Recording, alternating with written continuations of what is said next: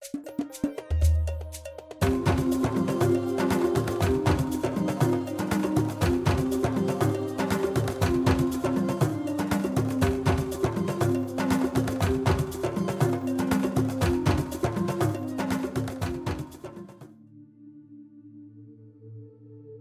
voudrais vous inviter à vous abonner à cette page et à recruter d'autres gens qui vont s'abonner. Pour quelle raison? Parce que c'est une chaîne qui est consacrée à la dézombification du peuple noir.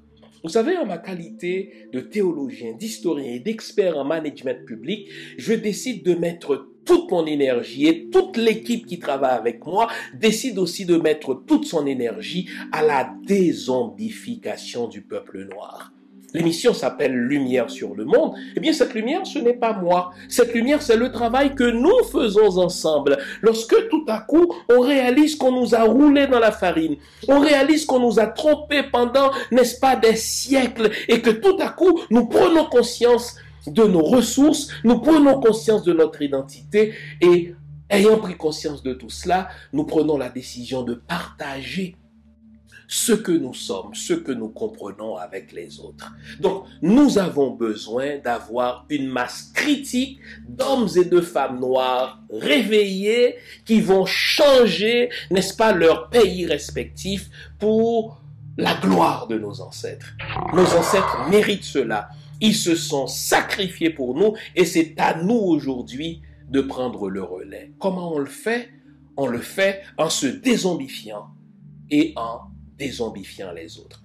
Je vous invite donc à liker ce qui se fait sur cette chaîne, à le sharer, à le partager avec les autres, à vous abonner et si vous l'avez fait déjà, à recruter d'autres qui vont s'abonner. On est ensemble, on garde le moral car tant que va le moral, tout va.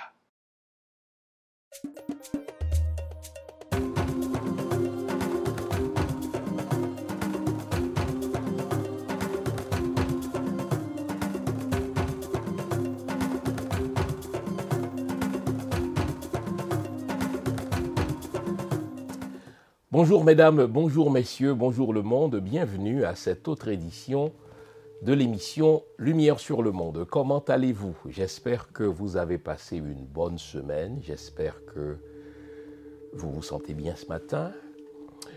J'espère aussi que vous allez nous consacrer la prochaine heure à l'analyse de l'actualité socio-politico-économico-haïtienne. C'est un peu tout cela, on analyse la réalité sociale. Elle est très influencée par la réalité politique, même si elle est merdique. On analyse aussi la réalité économique, puisque le social et le politique finissent par influer sur l'économique. Et tout cela trempé dans une bonne sauce de géopolitique, puisque précisément cette semaine, ce qui a ébranlé la population haïtienne, c'est ce décret de Donald Trump interdisant l'entrée aux États-Unis aux Haïtiens. Bon. Si vous vous reportez à mon émission du mois de novembre 2024, l'émission que j'ai produite tout de suite après l'élection de Donald Trump à la présidence américaine, j'avais dit que Donald Trump ferait, en ce qui a trait aux Haïtiens, tout ce qu'il avait dit qu'il ferait. Pour quelle raison? Parce que les Haïtiens constituent un bouc émissaire facile, un bouc émissaire facilement identifiable. Nous sommes noirs, notre pays est merdique depuis plusieurs années en particulier. Nos autorités ne font rien. Elles ne font que voler et elles entretiennent à dessein l'insécurité, en sorte que c'est facile pour Donald Trump de dire « nous, on va protéger nos emplois, on va protéger la propreté sur notre territoire, on va protéger notre population contre des gens qui viennent et qui mangent nos animaux domestiques ». Vous vous souvenez de cette saga d'Haïtiens qui mangent les chiens et les chats. Au fait, tout ceci, pour ceux qui ont étudié en sciences politiques ou en droit ou en public management, tout ceci relève de ce qu'on appelle la fabrication d'un ennemi. En gros, il y a ce vieil adage qui dit « quand on veut noyer son chien, on l'accuse de la rage ». Donc Donald Trump, qui a besoin de donner de la viande rouge à son électorat pour prouver qu'il est tough, pour prouver que lui au moins il protège sa population, pour prouver que lui au moins il ne laisse entrer sur le territoire américain que ceux qui l'aiment bien. Eh bien, pour lui, les Haïtiens constituent, je viens de le dire, une cible facile, une cible identifiable, une cible facile, et il n'a qu'à dire, regardez, j'interdis l'entrée sur le sol américain aux Haïtiens pour que ces électeurs soient contents. Et ça, j'avais dit depuis le mois de novembre dernier. Vous n'avez qu'à vous reporter à mon émission sur l'élection de Trump au mois de novembre 2024. Trump avait dit qu'il révoquerait ce qu'on appelle probablement par paresse intellectuelle le programme Biden. Il l'a fait. Un tribunal de première instance a bloqué sa décision. Et là, la Cour suprême vient de dire qu'il a le droit de le faire. Et ce que les gens doivent savoir, c'est que la politique étrangère aux États-Unis relève du Congrès américain et de la présidence. C'est vrai que cela nous dérange, cela me dérange, parce que je réfléchis en tant qu'humain, je réfléchis en tant qu'Haïtien. Ce programme Biden a permis à plusieurs individus de mener une vie décente, c'est-à-dire de travailler, de pouvoir se payer un loyer, de pouvoir prendre soin de leur famille sans dépendre de quelqu'un d'autre. En ceci, le fameux programme Biden fait du bien aux familles. On parle de plusieurs milliers d'individus qui ont pu bénéficier de ce programme Biden. Et lorsque Trump avait dit qu'il révoquerait ce programme, mais j'ai entendu des avocats dire, à tort, que Trump n'aurait pas le droit. La vérité, c'est que Trump a le droit. Il est le chef de l'exécutif et la politique étrangère d'un pays relève, dans le cas des États-Unis, du chef de l'exécutif et du Congrès. Au fait, c'est un résidu de ce qu'on appelle, ou de ce qu'on appelait autrefois, et que de ce qu'on continue d'appeler dans les systèmes juridiques britanniques, eh bien, les privilèges royaux. C'était le roi qui décidait des ressortissants qui pouvaient entrer sur le territoire. Eh bien, le président américain ainsi que le Congrès bénéficient de cela. Ce sont eux, ces deux entités-là, la présidence et le Congrès, qui décident de la politique étrangère. Et Trump, en tant que chef de l'exécutif, a le droit de dire « moi, tel programme, je vais y mettre un terme ». Bien sûr qu'on peut évoquer la question de la continuité de l'État. On peut dire que c'est le même État américain qui avait octroyé à ces Haïtiens-là un statut particulier. Ils ne sont pas entrés illégalement sur le territoire. Mais maintenant que Trump est à la tête de l'État américain, il a le droit de dire, mais écoutez, sans égard à ce que l'administration précédente avait fait, moi, je peux mettre un terme au programme. Donc après tout ce débat, tout ce balai juridique, nous avons bien vu que la Cour suprême a dit, écoutez, il a le droit de mettre un terme à ce programme ce programme Biden. L'autre programme auquel Donald Trump est en train de mettre la hache, c'est le fameux programme TPS. Le fameux programme TPS, c'est un programme spécial que Barack Obama, de mémoire, avait mis en place pour permettre, à la suite du tremblement de terre de 2010, pour permettre aux Haïtiens qui n'avaient pas un statut permanent de continuer à vivre aux États-Unis sans s'inquiéter, le fameux TPS. Donc je pense que c'est un statut temporaire que Barack Obama avait conçu pour les Haïtiens, entre autres, question de leur permettre de rester au pays, même s'ils n'ont pas la résidence permanente, de même de quitter le territoire, etc. Eh bien, c'est le chef de l'exécutif qui l'avait mis en place, ici Barack Obama. de concert avec le Congrès.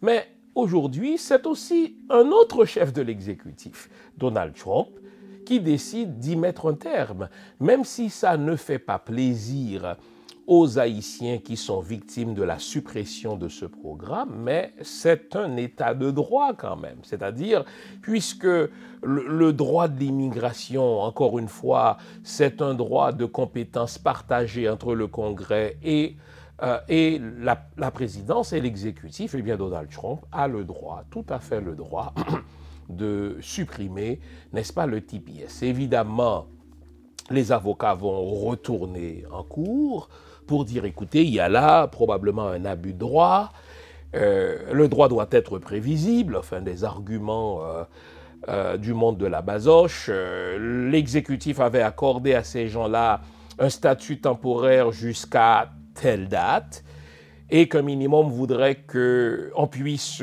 supprimer le programme à l'expiration de ces statuts-là.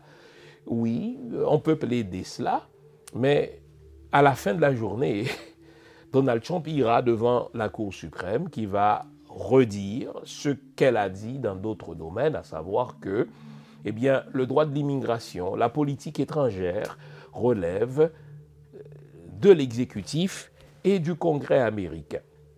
La mauvaise nouvelle pour les Haïtiens, c'est que là non plus, ils n'ont pas d'alliés. C'est que les deux chambres du Congrès américain, c'est-à-dire ce qu'on appelle à proprement parler les congressmen, l'équivalent de nos députés et les sénateurs, eh bien, ils sont majoritairement républicains.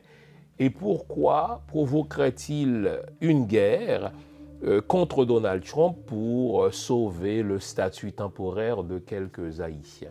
Donc malheureusement, pour les Haïtiens, là encore, ils vont être perdants. Bien sûr que la Cour, une Cour de première instance peut retarder la décision, c'est toujours comme cela. Un juge de première instance, c'est un peu son travail de dire, écoutez, on suspend cette décision jusqu'à ce qu'on aille dans le fond des choses. Eh bien, les avocats de Donald Trump, qui sont les avocats de l'État, Donald Trump détient les leviers les plus puissants en ce qui a trait à la politique étrangère, eh bien, ces avocats vont déférer la cause devant la Cour suprême, et la Cour suprême va rappeler ce principe constitutionnel qui est un résidu des fameux privilèges royaux. Eh bien, la Cour suprême va dire oui, le chef de l'exécutif, le président, a le droit de supprimer un programme d'immigration. Nouveau, bonne nouvelle, toutes les émissions Lumière sur le Monde se trouvent désormais en mode podcast. Cela veut dire que vous pouvez continuer à vaquer à vos occupations tandis que vous nous écoutez, où que vous soyez, dans votre voiture, à l'épicerie, au travail, en faisant vos courses ou à la maison. Toutes les émissions Lumière sur le Monde en français et en créole sont en mode podcast. Vous les trouverez sur Apple Podcast, Spotify, Podcast Index, Google Podcast, Amazon Music, Stitcher et les autres. Nous sommes partout en mode podcast. Il n'en tient qu'à vous. Nouveau, bonne nouvelle, Lumière sur le Monde est en podcast.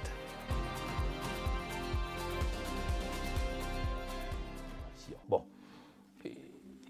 Tout ceci consiste à vous dire une seule chose. Un visa, c'est une courtoisie. Un État a pour mission de gérer son territoire. Gérer le territoire signifie décider de qui peut rentrer sur le territoire, qui peut y rester, qui doit laisser ce territoire et à quelles conditions. La vérité, c'est que le délabrement de notre pays d'origine est tel qu'on a fini par croire qu'on a un deuxième pays, qui est, dans ce cas précis, les États-Unis, et qu'on a le droit d'aller aux États-Unis. Non, on n'a pas le droit d'aller aux États-Unis. C'est une courtoisie. Puisque le Canada, puisque les États-Unis et Haïti ont une très longue histoire d'immigration, en particulier depuis que les Américains sont entrés chez nous en 1915 et qu'ils ont commencé à déstructurer notre culture, à démanteler notre économie. Nous avons pris la fichue habitude de croire que si ça va mal chez nous, nous pouvons quand même nous réfugier ailleurs, en particulier chez les Américains. La vérité, c'est que nous n'avons jamais été les bienvenus chez les Américains. Moi, j'ai encore à la mémoire, je venais d'arriver au Canada, cette fameuse fausse histoire qui relève encore de la fabrication de l'ennemi. Eh bien, fausse histoire au terme de laquelle les Américains, l'État américain, avait mis sur le dos des Haïtiens le fameux sida, qu'on appelait les 4 H. L'un des H ici était pour les Haïtiens. Et en ce moment-là, souvenez-vous, n'est-ce pas, nous sommes à la fin des années 80, début des années 90, eh bien, des étudiants américains crachaient sur les étudiants haïtiens. De jeunes étudiants haïtiens ne pouvaient même plus fréquenter des écoles sans être intimidés. Les Américains refusaient d'aller voir des médecins haïtiens. Et dans des hôpitaux, les infirmières haïtiennes étaient ostracisées au nom du fait que, eh bien, les Haïtiens étaient porteurs du sida. Et l'un des plus illustres chanteurs haïtiens, Ansi Desroses, n'est-ce pas, avait mis cela en chanson. Il avait chanté le fameux, n'est-ce pas, Dié enragé, hein, parce que le département des drogues, le département qui régit, le département américain qui régule les questions de maladies et de remèdes aux États-Unis, nous avait mis cela sur le dos. Et là, Ansi Desroses a chanté FDA ou enragé. Bon, voilà. Donc, ceci pour dire que Donald Trump a le droit d'interdire l'entrée sur le territoire américain aux Haïtiens. Il peut évoquer les causes qu'il veut. Il peut dire dans notre cas que l'État haïtien ne fait pas son boulot et qu'on n'est pas sûr de l'identité réelle de ceux qui arrivent chez nous, parce que l'État n'a aucun moyen de savoir les gens à qui on délivre un visa s'ils sont des terroristes. Il évoque dans le cas de ce décret une autre raison. Ils disent, écoutez, les Haïtiens ont la fichue habitude de rester au-delà du terme de leur visa. Vous savez, même si vous avez un visa de 5 ans, eh bien, dans le cas du Canada, vous n'avez pas le droit de rester plus que 6 mois parce que c'est un statut temporaire. Si vous devez rester plus que 6 mois, vous devez proroger votre statut. Bien, 9 fois sur 10, nous ne le faisons pas.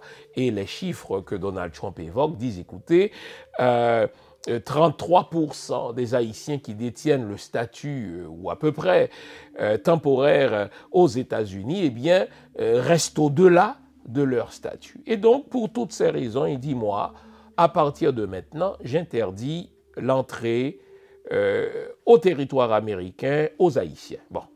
Maintenant, vous notez que Donald Trump fait plus de bruit qu'il n'agit.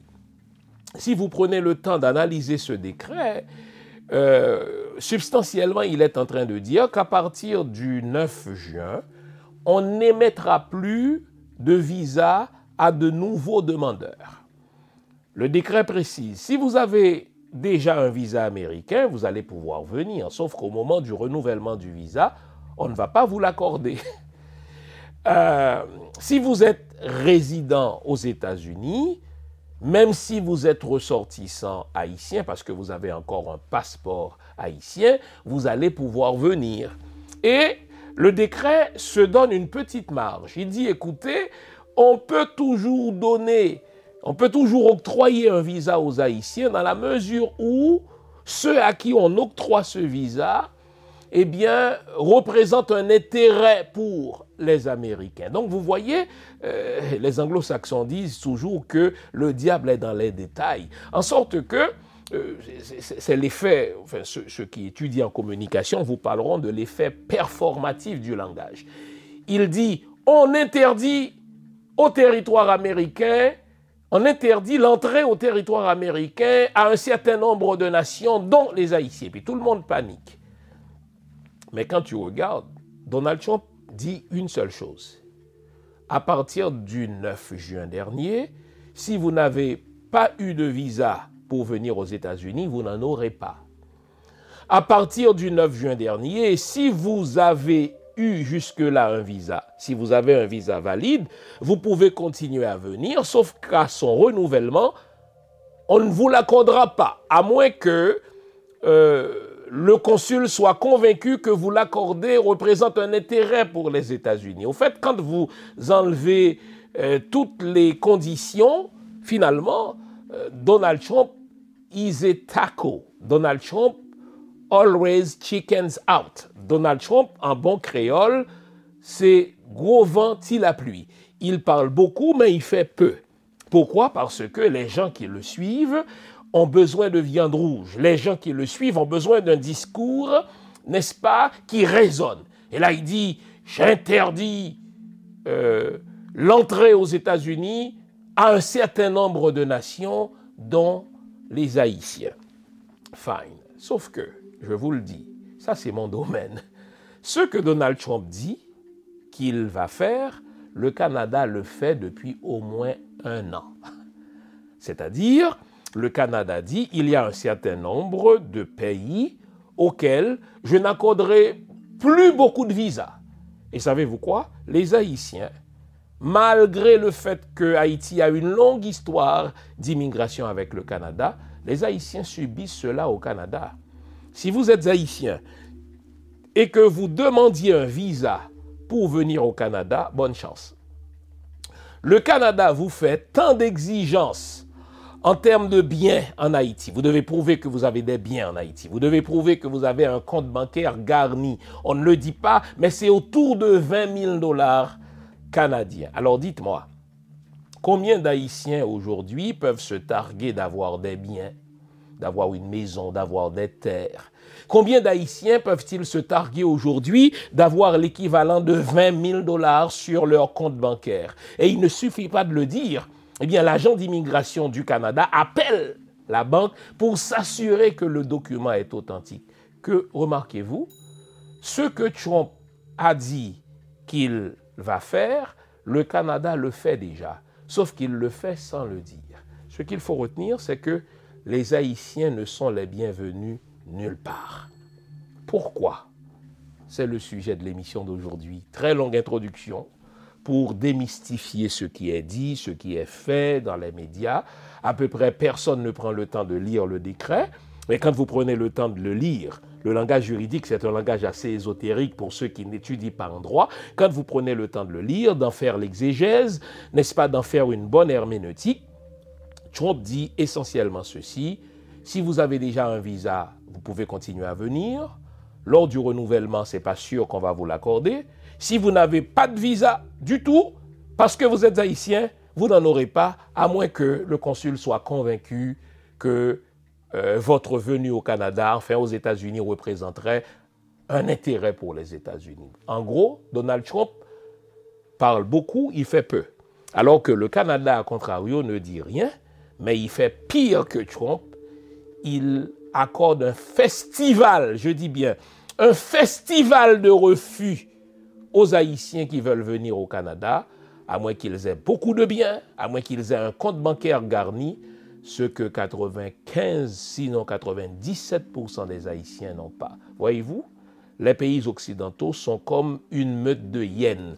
Ils volent, ils assassinent en meute. Sauf que Trump parle fort et fait peu, le Canada ne parle pas et fait beaucoup. Mais beaucoup dans le sens du mal aux Haïtiens. On s'arrête ici, vous connaissez le rituel. Offrez-vous une bonne tasse de thé, une bonne tasse de café. On va se dire les vraies affaires, comme à chaque dimanche matin. À tout à l'heure. Vous nous l'avez demandé, nous avons le plaisir de vous apprendre que désormais, nos émissions, toutes nos émissions, sont disponibles avec des sous-titrages en 3 langues, en français, en anglais et en créole. Nous sommes conscients que l'émission Lumière sur le Monde est devenue une véritable plateforme familiale autour de laquelle des parents et des enfants se réunissent pour s'informer de ce qui se fait en Haïti, en Afrique ou ailleurs dans le monde. Pour vous faciliter la vie, nos émissions sont désormais disponibles avec des sous-titrages en 3 langues, français, créole et anglais. nous progressons avec vous, nous marchons avec vous de manière à relever nos communautés et nos peuples. Nouveau, toutes nos émissions sont disponibles avec des sous-titrages en français, en anglais et en créole. Au fait, avant la pause, on s'était promis de démystifier ce décret de Trump. Savez-vous pourquoi ce décret de Trump a eu cet effet d'un orage dans un ciel bleu? C'est l'état de délabrement de notre pays. Le pays est tellement cassé, le tissu social haïtien est tellement déchiré, les autorités haïtiennes en sont venues à un point tel où elles n'offrent plus aucun espoir à la population haïtienne, à la jeunesse haïtienne. Il en résulte que, mais tout le monde dit, puisque Haïti n'offre plus rien aux Haïtiens, la seule option qu'il nous reste, c'est de quitter Haïti. Et laissez-moi vous le dire, ça n'a pas toujours été ainsi. Le CIDICA, qui est un centre de documentation et de recherche sur les pays de la Caraïbe et en particulier sur Haïti, dirigé par l'ami Franz Voltaire, avait publié un épais dossier sur l'histoire de l'immigration, enfin de l'émigration haïtienne. Et j'ai trouvé ça tellement édifiant de réaliser qu'une fois de plus, l'haïtien n'a pas toujours aimé laisser son pays. La semaine dernière, on comparait le foutu avant-projet merdique de Enex Jean-Charles et de ses suppôts à la première constitution d'Haïti, la constitution impériale de 1805. Vous notez que l'empereur bien-aimé punissait de mort, punissait de perte de citoyenneté haïtienne ceux qui laissaient le pays, parce que l'haïtien, jusqu'en 1915, n'avait pas le réflexe de laisser le pays. Moi, dans mon enfance, je chantais « Haïti chéri, pi bon pays, passé où n'en point ». Haïti chéri, il n'y a pas de meilleur pays que toi, sauf qu'il faut t'avoir laissé pour le savoir. Faut que moi t'as quitté pour moi te connais valet. Et donc, ce fameux dossier du CIDICA auquel je réfère rappelle que ce sont les Américains qui ont instillé chez l'Haïtien, qui ont inoculé chez l'Haïtien le désir de laisser son pays. Dans quel but les Américains avaient fait cela? C'était pour faire d'Haïti une main-d'œuvre taillable et corvéable à merci, dans un premier temps pour les pays de la région et plus tard pour tous les pays du monde. Ils ont commencé à nous forcer à nous rendre en République dominicaine pour aller couper de la canne à sucre. C'est les Américains qui ont commencé cela. Pour quelles raisons nous forçait-il la paysannerie haïtienne à laisser Haïti pour aller couper de la canne en République dominicaine? C'est parce que les plantations de canne à sucre en République dominicaine appartenaient à de riches hommes d'affaires américains qui avaient besoin de main-d'œuvre, n'est-ce pas, à bon marché. Et puisque les Dominicains, n'est-ce pas, ne connaissaient pas cela, les Dominicains étaient réticents à le faire, eh bien, les Américains ont commencé à déporter massivement, de manière indiscriminée, disent-ils en anglais, à déporter les Haïtiens vers la République dominicaine. Ils ont fait la même chose pour Cuba, parce que juste avant la révolution de 59 de Castro, eh bien, Cuba, c'était, si vous voulez, un pays satellite pour les Américains. On y pratiquait la débauche, on y pratiquait l'orgie, on y pratiquait, n'est-ce pas, toutes sortes de choses que la loi américaine interdisait. Et donc, on déportait à Cuba. Les Américains déportaient massivement les Haïtiens vers Cuba, là encore pour aller travailler dans des champs de bananes, dans des champs de canne à sucre, parce que c'est les hommes d'affaires américains qui possédaient les biens là-bas. Avec la crise du sucre 1928-1929, ben, les Haïtiens n'avaient plus rien à faire à Cuba.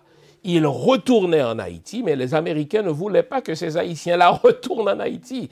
Alors ils ont commencé à forcer l'émigration haïtienne vers des pays de la région, comme la Martinique, comme la Guadeloupe, etc. Entre-temps, on rendait ce pays de plus en plus chaotique.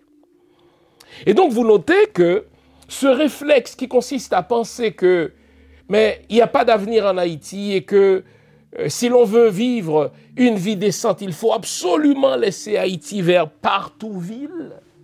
Ce sont les Américains qui nous l'ont inoculé. Et là encore, la majorité des Haïtiens restaient viscéralement attachés à leur terre. Je vais vous raconter une histoire personnelle, une histoire familiale. J'ai des oncles qui sont établis au Canada avant même que je ne fusse né. Moi, j'ai des oncles, des frères, de grands frères de ma mère que j'ai rencontrés seulement ici. Et je n'oublierai jamais, lorsque mes oncles, après ma naissance bien sûr, ont voulu accorder la résidence permanente à ma mère et à moi-même.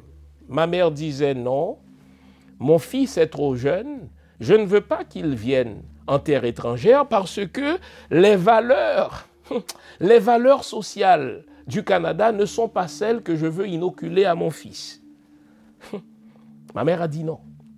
Et là, je vous le dis, nous sommes dans les années 70. Bon.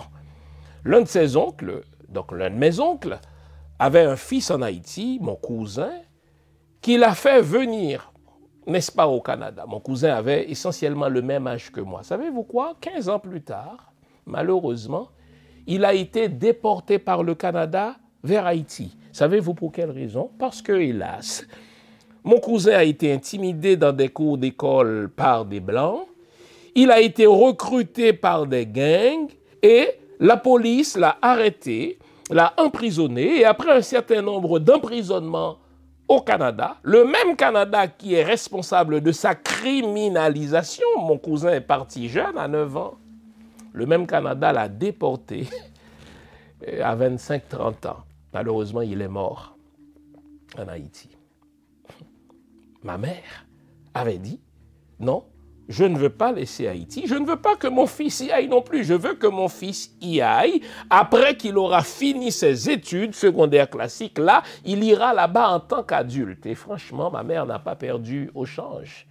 Je suis arrivé ici sur mes 19 ans et je remercie tous les jours ma mère d'avoir eu cette intuition qui consistait à dire « Je ne veux pas que mon fils vienne trop jeune ici, pour qu'il ne soit pas exposé aux mauvaises influences du Canada. » Et Dieu sait qu'il y en a de mauvaises influences. Mais je vais vous parler de ma grand-mère.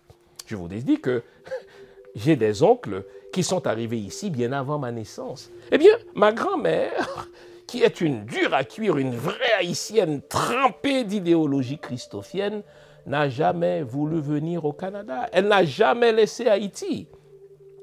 Mes oncles ont fait pour elle une demande de résidence permanente qui a été approuvée. Lorsque mes oncles pensaient que ma grand-mère allait venir, savez-vous ce qu'elle a fait? Je vous fais un aveu.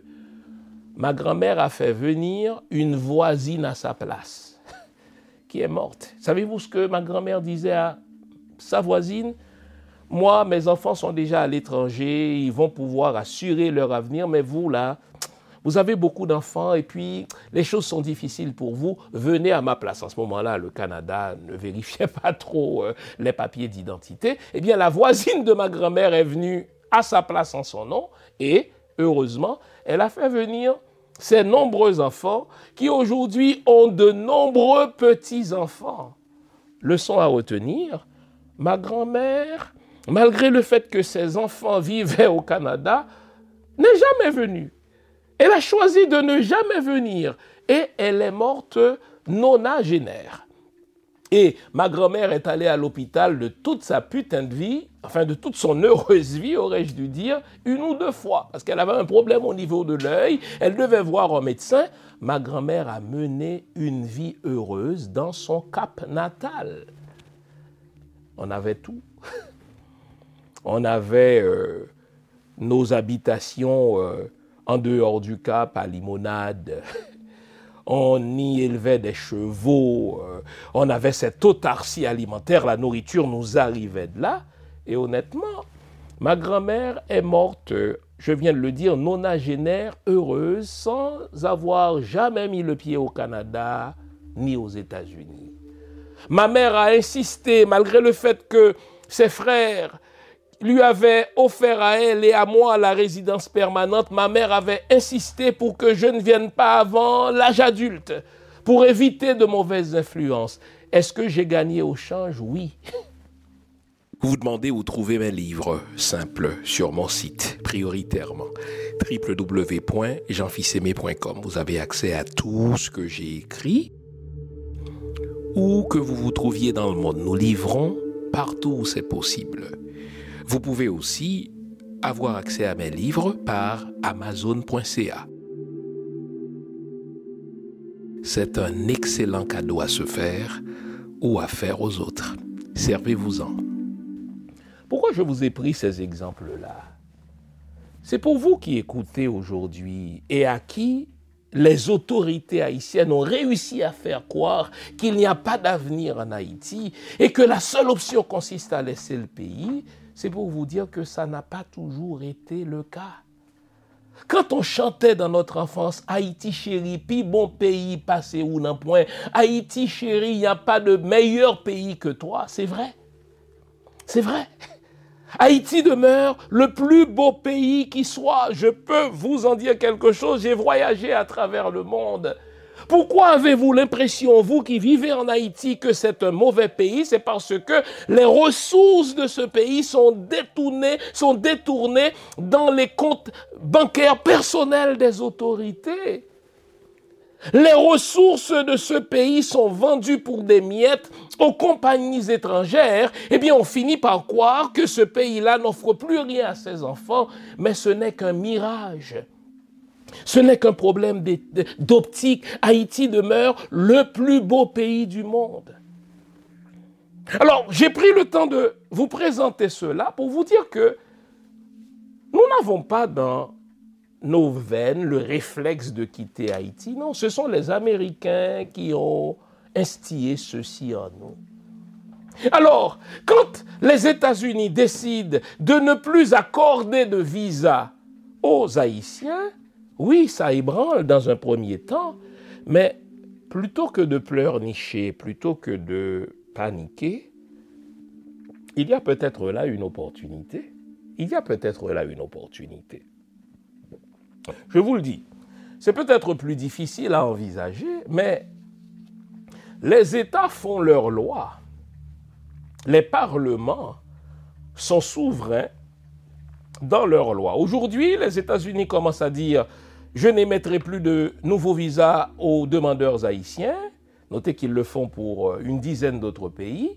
Le Canada, sans le dire, accorde un festival, n'est-ce pas, inflige plutôt un festival de refus aux Haïtiens. Il ne rend compte à personne, c'est son droit. Savez-vous pourquoi cela nous panique tant? C'est parce que, de un, on a réussi à nous faire croire que notre seul avenir se trouve en terre étrangère. C'est les États-Unis qui ont commencé cela et ils se sont alliés, les dirigeants haïtiens, qui ont détourné les ressources haïtiennes vers leurs comptes bancaires personnels et qui n'ont rien fait. Je vais vous prendre un certain nombre d'exemples. Tous les chefs d'État haïtiens qui ont volé, qui ont détourné des fonds publics, demandez-vous, posez-vous la question suivante. Selon vous, où est-ce qu'ils ont mis leur argent? Michel Martelly, pour commencer par le plus récent, qui a volé, qui a détourné les fonds de Petro-Caribé. Selon vous, où se trouve son argent? En Haïti? Pas du tout. Son argent se trouve à la fois aux États-Unis et dans des comptes offshore. Laurent Lamotte, qui a volé l'argent d'Haïti, est-ce que vous pensez que son argent se trouve en Haïti? Non, son argent se trouve en terre étrangère. Posez-vous la question. René Préval, qui a vendu la présidence d'Haïti à Michel Martelly parce que les États-Unis avaient menacé de révoquer le fameux visa étudiant des enfants de sa femme. Parce que les États-Unis avaient menacé de saisir la maison de sa femme qu'elle venait d'acheter au comptant, qu'elle venait d'acheter cash en Floride. Pensez-vous que l'ex-femme la femme de l'ex-président René Préval, pensez-vous que son argent se trouve en Haïti? Non, mais son argent se trouve aux États-Unis. Demandez à Privert, qui a occupé la présidence temporaire d'Haïti pendant 12 mois, où se trouve son argent. Son argent ne se trouve pas dans des comptes bancaires d'Haïti. Son argent se trouve probablement dans un compte bancaire sous un autre nom en République dominicaine ou ailleurs. Qu'est-ce que vous devez retenir? C'est que, bien sûr, dans tous les pays du monde, il y a de la corruption. Au Canada, en ce moment, on est en train de... On a lancé une commission d'enquête sur un programme qui consistait à informatiser la requête des permis de conduire, un programme qui aurait dû coûter quelques millions de dollars, en est venu à coûter plusieurs milliards de dollars. Donc la corruption n'est pas, si vous voulez, réservée aux Haïtiens. La corruption se trouve partout. Sauf que dans des pays qui veulent combattre la corruption, on a des chiens de garde. Et quand il y a corruption, il y a une commission d'enquête, les policiers vont intervenir, les juges vont intervenir et vont envoyer en prison les pourris. Le problème en Haïti, c'est que tout le monde se complaît dans la corruption et personne ne punit la corruption. Au fait, pourquoi nous tenons tant à voyager ? Pourquoi nous tenons tant à laisser Haïti? Pourquoi plus aucun pays, n'est-ce pas, ne nous considère comme étant, n'est-ce pas, les bienvenus? Mais c'est parce qu'on se rend compte que nos autorités volent, nos autorités pillent, nos autorités détournent les ressources collectives pour entreposer leur argent chez eux. Et donc, il n'y a pas d'espoir pour nous parce que nos autorités volent, nos autorités pillent et elles le font impunément. C'est ce qui tue en Haïti. On vient de le voir avec le Canada. Il y a de la corruption partout. Mais quand il y a corruption, la police intervient, le gouvernement essaie de mettre un terme, les juges vont intervenir pour punir. L'affaire en Haïti, c'est que tout le monde se complaît de la corruption. Je suivais avec un haut le cœur le fait que une télévision d'Haïti a accepté d'inviter un ancien ambassadeur d'Haïti à Washington qui a été déclaré persona non grata parce qu'il vendait des passeports haïtiens aux Russes et aux Ukrainiens. Il vendait sur le territoire américain de faux passeports haïtiens. Il détournait des millions de dollars américains. Il est entré en Haïti.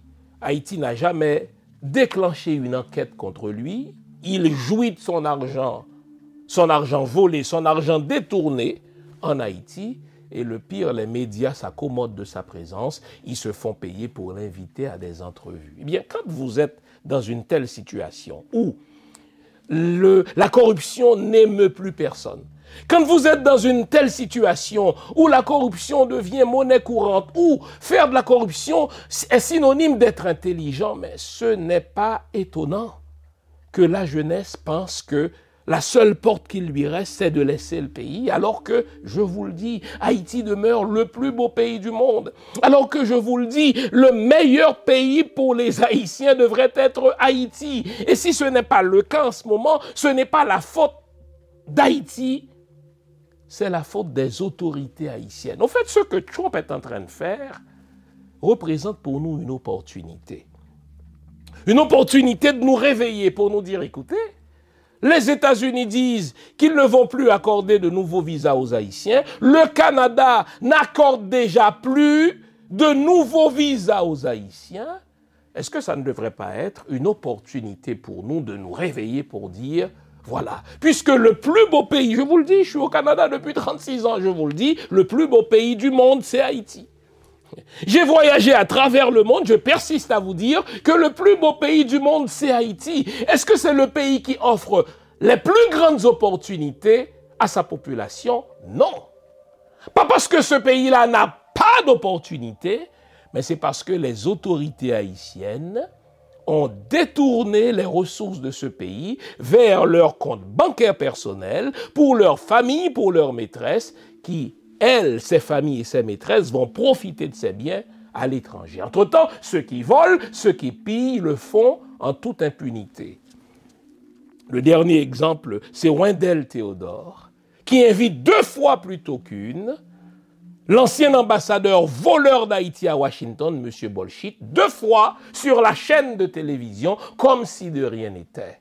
Quand la presse est complaisante, quand les juges sont complaisants, quand la population elle-même devient complaisante, eh bien que voulez-vous, on vole, on pille pour aller jouir de ces biens-là, soit en République dominicaine, soit aux États-Unis, jusqu'à ce qu'on réalise que non, il n'y a pas de pays alternatif, il n'y a pas de pays, n'est-ce pas, plan B, nous n'avons qu'un seul pays, nous devons faire en sorte que ce pays marche et redevienne une source d'opportunités pour tous ces enfants. J'ai commencé cette deuxième séquence avec l'exemple de ma grand-mère, qui a toujours refusé de voyager. On n'était pas les plus riches du Cap, mais on a toujours mené une vie saine. Et je vous ai dit, ce n'est qu'en arrivant au Canada que je réalisais ce que c'était que la pauvreté. Quand j'étais jeune, je jouais au foot. Je n'avais pas de Nintendo, mais ça ne me manquait pas. Quand je grandissais comme jeune adolescent, je n'ai jamais vu la drogue ni la marijuana, ça ne m'a pas manqué. Qu'est-ce qui était important pour moi? C'était mes études. C'est comme ça que j'ai été élevé. C'était de me retrouver avec mes amis, pas pour aller voler, pas pour aller me droguer, pas pour apprendre une arme, n'est-ce pas, qui tue, pour la tourner contre la population. C'était les études, nos sains amusements, jusqu'à ce qu'on devienne adulte. Ceci est encore possible.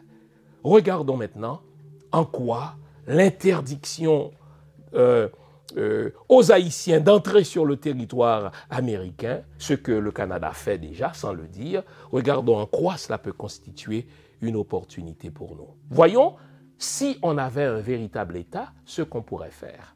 À tout à l'heure, les amis. Quand on est initié, ce qui est convoqué, c'est à la fois l'aspect symbolique, mais aussi l'invisible. Donc c'est difficile pour moi de vous raconter. Mais par contre, ce que je peux dire, c'est que les initiations dans le vaudou, elles ont toujours un lien avec le fait de se perfectionner soi-même et de travailler avec les éléments de la nature visibles et invisibles. Quand on parle de vaudou et qu'on vous pose la question, quelle est la définition que vous donnez du vaudou? Alors, ma définition, qui est assez personnelle, elle consiste à dire que déjà, pour moi, ça n'est pas une religion. Parce que j'ai cette phrase qui me vient en tête, qui m'a beaucoup marquée, qui était de dire « Le vaudou, je n'y crois pas, mais ça existe. Croire, c'est la relation verticale entre soi et son Dieu, quel qu'il soit. C'est la religion, la croyance, la foi. Et ça existe, c'est cette relation au monde, cette relation en système, à la nature, aux ancêtres et à l'invisible. Donc pour moi, la définition du vaudou, finalement, c'est une vision du monde intégrée. Pour vous aider à vous défaire de tous les mensonges qu'on vous a débités au sujet du vaudou, je vous propose une trilogie fondamentale. Vaudou, je me souviens, et si les lois n'étaient pas des diables, et enfin, Vaudou 101, une spiritualité moderne sans sorcellerie. Ces 3 livres sont disponibles sur mon site web www.jeanfilsemi.com ou sur amazon.ca. Une trilogie à lire et à avoir dans sa bibliothèque personnelle ou familiale.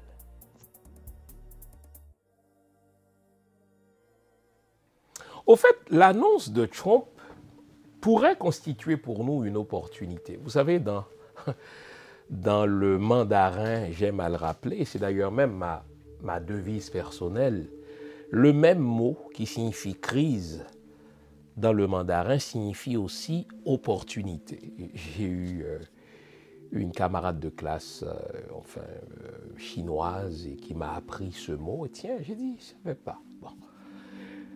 J'en ai parlé dans mon livre « Les musulmans au Québec ». Donc le même mot qui que l'on traduit par crise dans le mandarin, peut être aussi traduit par opportunité. Au fait, et c'est ma philosophie de vie personnelle, derrière chaque crise se cache une opportunité. Les pessimistes vont voir la crise, des optimistes irréductibles comme moi vont chercher l'opportunité. Au fait, ce que Trump fait là pourrait constituer pour nous une opportunité. L'annonce de Trump révèle, comme si c'était nécessaire, notre faiblesse à nous, les Haïtiens, tant à l'intérieur qu'à l'extérieur. Parlons parce que c'est plus facile pour moi de commencer par l'extérieur. La charité bien ordonnée commence par soi-même. Ce que Trump fait là, et ce que fait déjà le Canada depuis plus d'1 an, c'est-à-dire interdire à toute fin pratique l'entrée au Canada et aux États-Unis aux nouveaux ressortissants haïtiens, eh bien, ce que Trump fait là révèle notre faiblesse organisationnelle. Je vous ai dit, je suis un expert en public management. Vous savez qu'avant qu'un État de droit prenne une loi, avant qu'un État de droit ne passe un décret, l'une des premières étapes par lesquelles un décret ou un projet de loi passe, c'est l'étude de l'impact de cette loi ou de ce décret sur la population. Exemple, un gouvernement qui va publier un décret, un gouvernement qui va déposer en chambre un projet de loi, doit d'abord se poser la question à savoir quel type d'impact ce décret ou cette loi va avoir sur sa population. Au fait, ce que Trump fait, et ce que fait déjà le Canada depuis plus d'1 an, c'est-à-dire interdire à toute fin pratique l'entrée sur le territoire américain et canadien aux Haïtiens, cela révèle d'abord la faiblesse des Haïtiens de l'extérieur. Imaginez que nous sommes établis au Canada depuis les années 1940. Les Haïtiens sont établis au Canada depuis les années 1940, peut-être même 1920. Les Haïtiens ont commencé à venir aux États-Unis depuis au moins le premier quart du siècle dernier. Donc, après tout ce temps d'établissement aux États-Unis et au Canada, n'était notre faiblesse organisationnelle un gouvernement, soit américain ou canadien, ne pourrait jamais, soit subtilement par la pratique ou officiellement par un décret, prendre une décision en matière d'immigration qui affecterait les Haïtiens sans se poser d'abord la question de l'impact en termes de représailles des organisations haïtiennes par rapport à cette loi. Ça prouve que l'Haïtien, qu'il soit à l'intérieur ou à l'extérieur, demeure faible. Parce que l'Haïtien n'a pas le sens de l'organisation. J'ai un ami qui dit « Haïtien agite un coup de cabrit ». Vous voyez, nous votons comme des chèvres, nous agissons comme des poules. Tout ce qui nous intéresse, c'est le succès individuel. Marjorie, Michel, c'est la première femme noire à être ministre de la Santé. Qu'est-ce qu'on s'en fout? Qu'est-ce que ça va faire pour moi? Rien. Qu'est-ce que ça va changer à ma fortune? Rien. Qu'est-ce que ça va changer à la situation des Haïtiens? On s'en fout de ça. Donc l'idée de dire qu'elle est la première haïtienne, mais on s'en fout. L'idée de dire que Dany Laferrière est le premier machin, on s'en fout. L'idée de dire que Michaël Jean est la première gouverneure, mais qu'est-ce qu'on s'en tape? Nous sommes faibles, organisationnellement parlant. Si Donald Trump savait qu'il aurait en face de lui des organisations haïtiennes solides, des associations d'avocats haïtiens, des associations, n'est-ce pas, d'architectes haïtiens, des associations d'infirmières haïtiennes, des associations de médecins haïtiens, des associations de professeurs haïtiens, il aurait pensé à son décret 2 fois. Car il se serait dit, ah, ces gens-là financent mon parti, ces gens-là peuvent mobiliser leur communauté contre moi, je ne vais pas le faire. Au fait, avant de penser à l'Haïtien d'Haïti, je dois penser, moi, Haïtien établi au Canada depuis 36 ans, je dois penser déjà à notre faiblesse organisationnelle en tant qu'Haïtien à l'étranger. Nous avons toutes sortes d'associations qui font plein de bruit, association des ingénieurs, association des avocats, association de ceci, association de cela, bref. Bref, ça rapporte quoi? Rien, du point de vue organisationnel. Bien sûr, je sais que l'association des médecins haïtiens peuvent se rendre en Haïti et offrir des consultations gratuites à des Haïtiens qui n'ont jamais vu des médecins. Bravo. Je sais que l'association des infirmières peuvent se rendre dans certains endroits et offrir des médicaments. Fine. Moi, je parle de point de vue politique. Si vous n'êtes pas organisé politiquement, vous pouvez faire autant de bien que vous pouvez socialement. Ça n'aura pas l'impact durable qu'il faut parce que quand on ne s'occupe pas de la politique, c'est la politique qui s'occupe de nous. Le pire, nous sommes à ce point divisés, nous sommes à ce point mesquins en tant que communauté que même lorsque nous avons des organisations qui sont établies depuis 50 ans, depuis 60 ans, si vous regardez les conseils d'administration de ces organisations-là, c'est les mêmes foutues têtes qu'on retrouve depuis 30-40 ans, jusqu'à ce qu'on ne puisse plus faire cela parce qu'on est malade, parce qu'on ne peut plus se déplacer. Alors là, on va placer nos enfants, on va placer une amie. Donc, ce que Trump fait là, c'est une belle opportunité pour nous de réaliser que, waouh, mais nous sommes politiquement faibles. D'un point de vue organisationnel, nous n'avons aucune organisation haïtienne en terre étrangère qui puisse constituer une force de frappe telle qu'avant qu'un président ou un sénateur ou un premier ministre, dans le cas du Canada, passe une loi qu'il y pense à 2 fois parce que la communauté haïtienne va réagir politiquement de manière cohérente. Non. Les Haïtiens du Canada vont voter comme des imbéciles à chaque fois pour des libéraux. Quand vous regardez pour quelle raison, c'est parce que les libéraux vont accorder une subvention à telle organisation haïtienne. C'est uniquement pour ça. Ils vont voter pour les libéraux parce qu'ils disent « Ah ouais, nous avons peur des conservateurs. » Mais tenez, quand vous faites le bilan de ce que les libéraux vous ont fait pendant les dernières années, vous perdez au change. Au fait, votre vote, vous devriez y penser à chaque élection.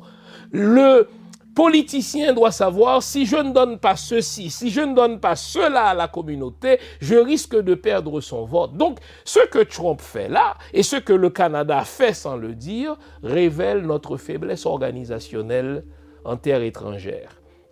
Et je le dis pour les Haïtiens d'Haïti, ne pensez pas que parce que nous, les Haïtiens, nous sommes en terre étrangère, nous sommes mieux organisés. Non.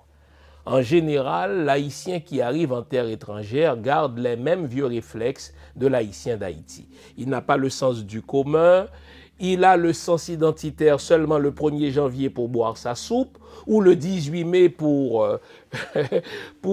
si vous voulez, s'habiller du drapeau haïtien. Mais s'agissant de s'organiser pour avoir une force de frappe politique continue et durable, nous n'avons pas ce réflexe. Donc, honte à nous. Donc, ce que Trump fait là révèle nos faiblesses organisationnelles. Mais d'où cela, selon vous, nous vient? Cela nous vient de l'école haïtienne. J'aime à le dire, j'ai fait de la maternelle jusqu'à la fin de mes études secondaires classiques en Haïti. Jamais m'a-t-on appris à faire un travail en équipe. Je ne sais pas ce que c'est qu'un travail en équipe. Je l'ai su seulement en arrivant ici. Eh bien, quand vous allez à une école qui vous apprend à travailler seul, mais vous finissez par fonder un parti politique seul avec votre femme et vos enfants. Et lorsque vous ne pouvez plus, n'est-ce pas, agir à titre de secrétaire général de ce parti, qu'est-ce que vous faites? Vous le passez à votre maîtresse, vous le passez à votre femme, vous le passez à vos enfants. Si vous regardez bien, précisément ce comportement qu'on trouve, n'est-ce pas, dans les partis politiques, c'est ce comportement-là qu'on trouve dans les églises, qu'on trouve dans les organisations. Le pasteur reste à la tête de son église jusqu'à ce qu'il ne puisse plus faire son blablabla. Et lorsqu'il réalise qu'il ne peut plus raconter ses conneries sur Dieu, sur Satan, eh bien, il va passer l'église à son fils, à moins qu'entre-temps, il y ait un coup d'État par les membres du comité. Nous sommes malades. Nous n'avons pas le sens organisationnel. Nous n'avons pas le sens du bien commun. Nous n'avons pas le sens identitaire. Et savez-vous qui est responsable de cela? L'école. L'école continuera à former des Haïtiens qui s'intéressent uniquement à leur succès personnel jusqu'à ce qu'on ait une véritable école haïtienne.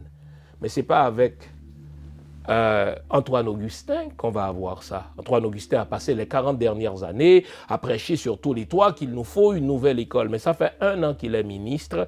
Que fout-il? Rien. D'où l'autre constat. Nous avons une crise d'hommes en Haïti. Nous avons une crise d'hommes. Le problème, ce n'est pas le pays. Je continue de vous le dire, c'est le plus beau pays. Avec les plus belles plages, Haïti a des ressources suffisantes pour nourrir ses 10 ou 12 millions d'habitants. Nous n'avons pas un problème d'exiguïté de territoire, nous n'avons pas un problème d'eau, nous n'avons pas un problème machin de ressources, nous avons un problème d'hommes, nous avons un problème d'élite. Les gens qui parviennent au pouvoir en Haïti le font pour combler leurs besoins de faim. Regardez, vous avez là 9 imbéciles, 9 guignols au pouvoir. Que font-ils depuis 1 an? Ils volent. Ils sont tous des voleurs.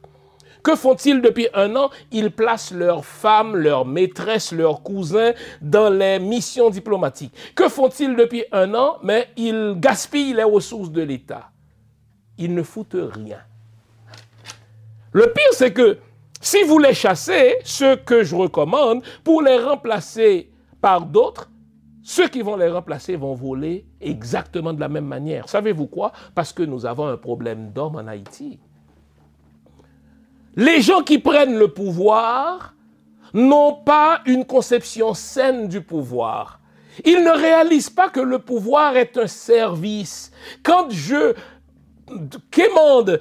sollicite un mandat public, je devrais le faire pour rendre service, non pas pour me servir. Imaginez que Fritz Jean avait fait une visite officielle à la Jamaïque. Je dis visite officielle en tant que coordonnateur de la présidence. Il a amené son fils ou bien sa fille. Mais qu'est-ce qu'on a à foutre de cela? Ce n'est pas un voyage familial, vous ne partez pas en vacances. Voyez-vous, ça révèle la conception de la politique haïtienne. Fritz, c'est quelqu'un qui a déjà été gouverneur, c'est quelqu'un qui est un économiste, donc qui sait ce que c'est que la gestion, mais dès qu'il parvient au pouvoir, il oublie tout ce qu'il a appris à l'université. Il dit, moi, je parviens au pouvoir pour m'assurer de ne plus jamais manquer d'argent, de ne plus jamais manquer de gaz dans ma génératrice, de ne plus jamais manquer de carte d'appel pour mon téléphone. Je me remplis les poches comme les autres. Donc, nous avons un problème d'hommes. C'est ça, Haïti. Donc, ce n'est pas parce que Haïti est pauvre. Haïti n'est pas pauvre du tout. Il est appauvri. On nous fait croire qu'il est pauvre. Nous avons un problème d'élite. Des gens qui n'ont aucune identité nationale, des gens qui n'ont aucune conviction patriotique et qui volent pour se remplir les poches. Vous allez voir, après ces quelques mois qu'ils auront passé au pouvoir, les 9 voleurs qu'on a au pouvoir n'auront plus aucun problème d'argent. C'est d'ailleurs pour cela qu'ils sont parvenus au pouvoir. Ceux qui sont au gouvernement, avec, n'est-ce pas, Alix Didier Fils-Aimé, ils n'ont qu'un seul mobile, m'assurer de ne plus retourner au chômage, m'assurer de ne plus avoir faim, m'assurer de ne plus manquer, n'est-ce pas, du primum vivere. Eh bien, quand vous avez un pays dont le seul mobile des dirigeants consiste à voler, à piller, à détourner les ressources publiques, eh bien, aucun pays du monde ne continuera à nous accueillir. Au fait, moi, quand j'étais jeune, ce qu'on dit aujourd'hui des Haïtiens, c'est des Juifs qu'on le disait. Quand quelqu'un était SDF, ça veut dire sans domicile fixe, on l'appelait Juif errant. Mais on peut remplacer aujourd'hui le terme Juif errant par Haïtien errant. L'Haïtien se rend n'importe où sauf en Haïti alors qu'il a un beau pays. Pourquoi ne réalise-t-il pas qu'il a un beau pays? Parce que les autorités haïtiennes, ce sont des autorités qui pillent, qui volent, qui ne foutent rien. C'est ça le problème, les amis. Si on avait des autorités dignes de ce nom, voici ce qu'on pourrait faire. La première chose qu'on ferait, on convoquerait l'ambassadeur américain pour explication. Expliquez-nous pourquoi, désormais, malgré le fait que nous avons des relations diplomatiques, malgré le fait que nous avons des relations amicales, suivez mon regard, pourquoi interdisez-vous à mes ressortissants d'entrer chez vous. Et là, il sortirait son baratin. La deuxième chose qu'on ferait, après avoir convoqué l'ambassadeur des États-Unis à la chancellerie, on rappellerait notre ambassadeur pour consultation. Ça, c'est les premiers signaux qu'on envoie en diplomatie. La troisième chose qu'on ferait, on imposerait aussi désormais des visas à tout ressortissant américain. Tous ceux qui détiennent un passeport américain et qui n'ont pas l'origine haïtienne seraient obligés de demander un visa. Et la troisième des choses, la quatrième des choses, savez-vous, cette chose-là, je l'avais dite depuis juillet 2021. J'avais dit qu'Haïti ne serait jamais en paix aussi longtemps que l'ambassade américaine siégerait sur son territoire. La quatrième chose qu'on ferait, c'est de rompre les relations diplomatiques avec les États-Unis et d'octroyer 30 jours maximum à tout le personnel de l'ambassade des États-Unis à Port-au-Prince, 30 jours pour laisser le pays. Et là, je vous le dis, je vous regarde dans les yeux pour vous le dire, vous réaliseriez que vous êtes plus important en tant qu'Haïtien pour les États-Unis qu'Haïti, que les États-Unis ne sont importants pour nous. Je vais reprendre cette phrase. Je reprends la séquence. La première chose qu'on ferait, on convoquerait l'ambassadeur américain à notre chancellerie pour explication. Il tenterait de nous baratiner. Un diplomate est là pour faire son baratin. La deuxième chose qu'on ferait, on rappellerait notre propre ambassadeur à Washington pour consultation. 2. La troisième chose qu'on ferait, on suspendrait ou bien on romprait littéralement nos relations diplomatiques avec les États-Unis d'Amérique. Et quatrièmement, on octroierait 30 jours au personnel de l'ambassade des États-Unis à Port-au-Prince pour laisser Haïti. Là, vous réaliseriez que nous sommes plus importants pour les États-Unis que les États-Unis ne sont importants pour nous. Savez-vous pourquoi? Les États-Unis ont, dans les locaux de leur ambassade à Port-au-Prince, toute la technologie qu'il faut pour suivre toutes les conversations d'intérêt dans toute la région de l'Amérique latine. Ils ont suffisamment de technologie dans leur ambassade sur notre territoire pour mener des actions subversives vers les autres pays. En fermant leur ambassade chez nous, on les ferait chanter, on les mettrait à genoux. Qu'est-ce que vous pensez que les États-Unis feraient?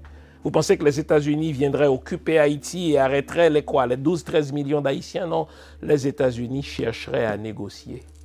Voyez-vous? Voyez-vous? Pourquoi on ne pense pas à ces choses-là? Parce que vous avez un imbécile comme ambassadeur.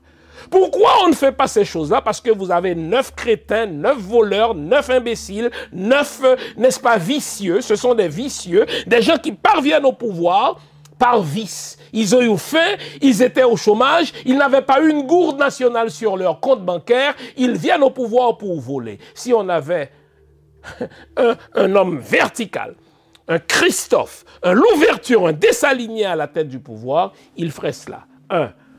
Convoquer l'ambassadeur pour consultation.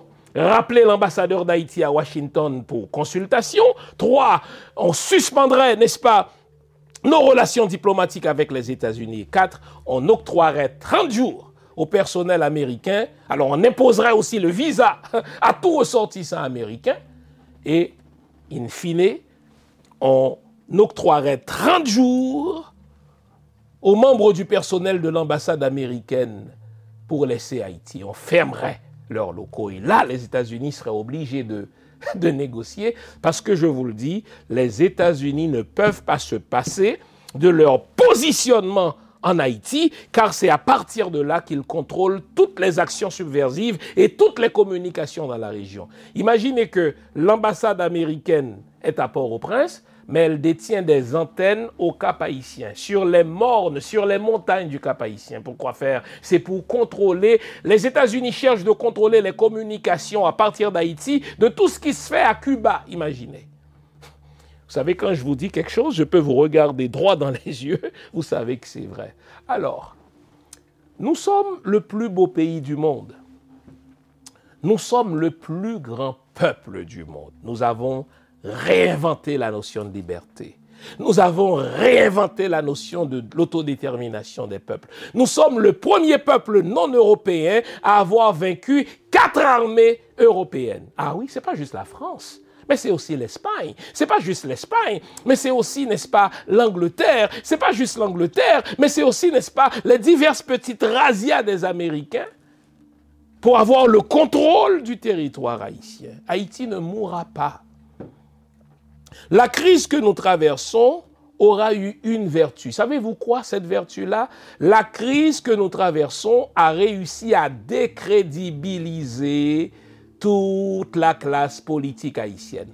Moi, aujourd'hui, dernièrement, j'ai quelqu'un de très haut placé dans la structure étatique américaine qui m'a appelé pour me dire « Monsieur Fils-Aimé, on pense à changer le CPT. » Je dis « Oui, il faut changer le CPT, mais qu'est-ce que vous voyez comme alternative ?» J'ai dit « Je ne sais pas. » Est-ce que vous pourriez nous soumettre des noms? J'ai dit « En Haïti, je ne connais personne. » Et là, je vous regarde dans les yeux. Je ne connais personne en Haïti en ce moment. J'insiste, une troisième fois. Je ne connais personne en Haïti en ce moment qui, s'il parvenait au pouvoir, ne volerait comme les membres du CPT. Savez-vous quoi? Les gens en Haïti en ce moment ont à ce point faim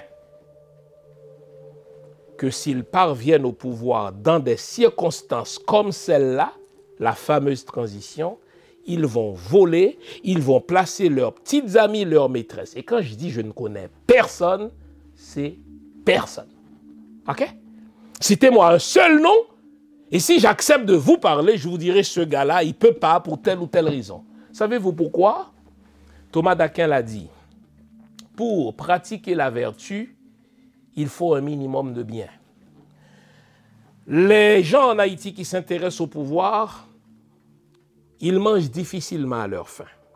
Les gens en Haïti en ce moment qui veulent parvenir au pouvoir, ils n'ont 9 fois sur 10 à peine une demi-gourde nationale sur leur compte. Alors, Thomas d'Aquin a dit, pour pratiquer la vertu, il faut un minimum de bien.